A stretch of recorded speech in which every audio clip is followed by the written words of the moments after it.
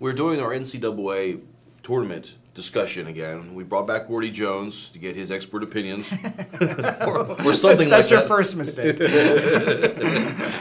Mike Gross, I'm Eric Stark of the Sunday News. You know, this is a fun time of year. This is one of the hardest brackets to fill out this year. It's all over the place, and I want to ask you guys: did the committee get it right? We've always talked about the ones that didn't make it. There's not as much talk of that this year. I think the one school you hear mentioned most often is Colorado. That got overlooked. Yeah. And as we were looking at the brackets before we came on, Florida as a 2 seed. I don't know if I agree with that. Come on. I don't see it. But I mean, every year you have these questions, and a lot of times they don't mean a darn thing because it's the teams you're talking about aren't going to get there anyway. Gonna go anywhere. So, but it's like a one-day discussion, like who got overlooked, and it's fun until the actual game starts. Yeah, it's an annual ritual, something to do until they start playing games. I think they screwed up with Alabama, Birmingham, and Virginia Commonwealth. I think those two were very shaky, and I think they did, in a sense, go against what they say are their own principles about putting the tournament together in putting those teams in, which is what makes it weird.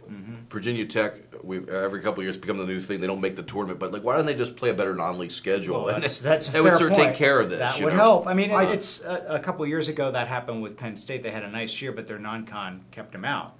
But this is an annual thing for Virginia Tech. I think he just likes to be interviewed. He So likes to have some he's tweeting melodramatic now. thing to moan about. Jeez, come on.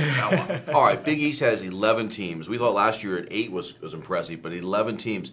The question you had a moment ago was, do they build each other up or do they break each other down by the time this thing starts? I would go with the latter. That conference is such a bear night in and night out. I mean, Mike saw a perfect example of this earlier, sir, when he covered Pitt Villanova, which was like tackle basketball. And that's pretty much tackle basketball. Yeah, and a night in, night out thing. And then they end that with the tournament, which is such a bear. You look at UConn; they had to win 5 games in 5 days to win the conference tournament. Now, how are they going to do? What are they going to have left? I mean, what they did was probably harder than winning the NCAA tournament, Probably actually. so. But it's a much different thing. And as we talked about a little bit last week, I think the Big East is the most interesting thing in this sport over the course of the regular season, over the course of the winter. Question. It's like a TV No show. question. And not only because of the teams and the big media markets, because contrast in styles, and think about how different those teams play. And so, but that doesn't mean they're going to dominate the tournament and the NCAA tournament, and they don't. They didn't last year. I don't think they will this year. I agree. You will get to see a couple of them. You're going to be going down to Washington, the region.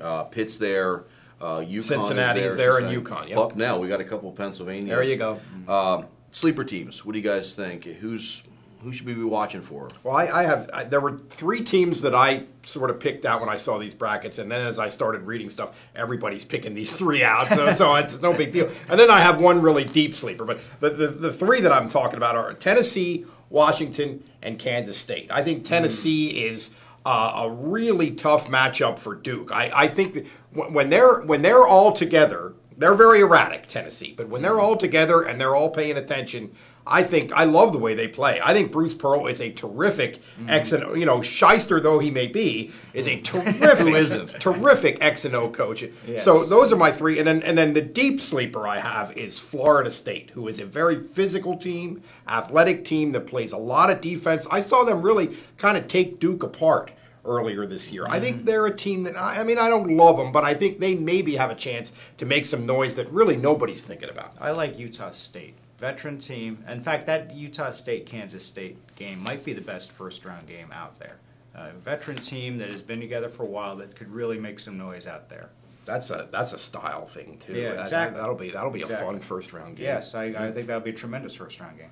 I got 2 really wild ones for you. Oakland has 30 I've wins heard that on mentioned, the year. and they've played everybody. Yeah, they have. They just played a Big Ten schedule. It was crazy. They were a very athletic team. That's a good one. They're going to remind you a little bit of the Fab Five. I bring it up because that show just on ESPN. Jimmy King. Wow. Jimmy King just brought it up. He said it reminds him a lot of his. They're flamboyant. They're flashy. Watch for them. And Belmont is another team that's got a ton of wins this year. Got some seniors on the team. They could make some noise. Which team has the 7-footer who's going to be an NBA player? I think it's one of those two. I think Is it's it Oakland? Oakland's got a big guy, a legitimate big guy. Okay. So there's the 2 I'm going to throw out there obscure. One more thing for you guys. Pick me a winner. Who do you like? And overall? Overall. I like Ohio State. Because I think they have the whole inside-outside thing. And, you need NBA players, and Sullinger, once he gets himself in shape, is an NBA player. To me, It's funny because I read this thing in ESPN, the magazine, and I'm ashamed to admit that I actually read some of that. But, Come on. but one of his teammates Guilty said pleasures. that he's like a junk food junkie, and it shows. I mean, he can really play, but if he's going to be an NBA player, he better get himself in NBA shape. But for the right now, he's a tremendous college player. I think you could play this tournament 10 times and you would have 5 or 6 different winners. I think there's 20 to 25 teams who would make at least one Final Four if you play. I mean, this is the craziest one ever that I remember. I'm going to go with Pitt, just a team that I think is really well coached, and I love the way they play.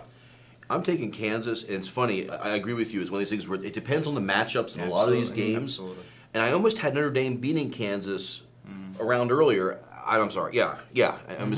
But I like the big guys for Kansas. They're out of Philly. I saw them play. It was a Penn Charter back in high school. Right. And if they're on, they're really good. And 2 big guys is really tough to beat. So now you know. Put your money on whoever's playing against Ohio State, Pitt, and Kansas. I was going to say the caveat is we got just about everything wrong last year.